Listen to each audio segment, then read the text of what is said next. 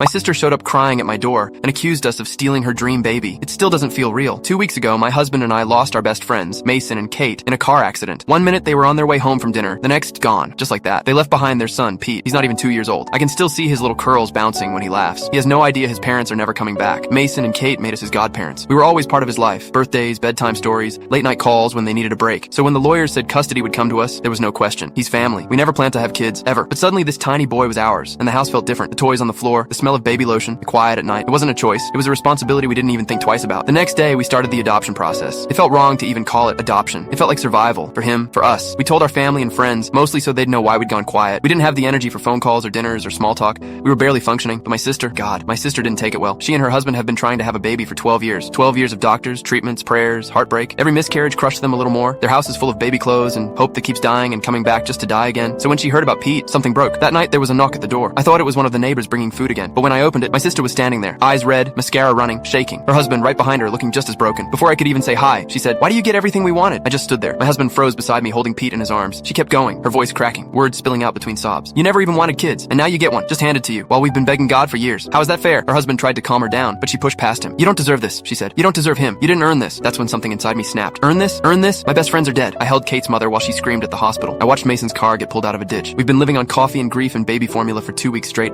trying to figure out how to raise a child who cries for people we can't bring back. And she thinks we earned that? I took a deep breath, but my voice was shaking. "Get off my porch." She stared at me like I'd slapped her. "Excuse me? You heard me," I said. "You want to talk about fairness? There's nothing fair about any of this. Mason and Kate should be here. Pete should be with his parents, but they're not. And you standing here screaming at us won't change that." She started crying harder, saying I was cruel, that I didn't understand what it's like to want a child so badly it hurts. And maybe she was right, maybe I don't. But she doesn't understand what it's like to lose everything in one night. My husband finally spoke. His voice was low, but the kind that cuts through air like glass. "Leave, now." She hesitated, looking at Pete, at us, like she wanted to say something else. But then her husband took her hand, and they walked away. I watched them go down the steps, her shoulders shaking until their car disappeared. Then I shut the door, locked it, leaned against it until my knees gave out. My husband knelt beside me, still holding Pete. The kid looked up at us with those big, innocent eyes and said, "Dada." It shattered me completely. That night, we turned off our phones. We couldn't handle the messages, the calls, the opinions. Everyone suddenly had something to say. Who was right, who was wrong, who was being unfair. But there was no fairness left in any of this, just loss. And a little boy asleep upstairs, clutching a stuffed dinosaur that still smells like his mom.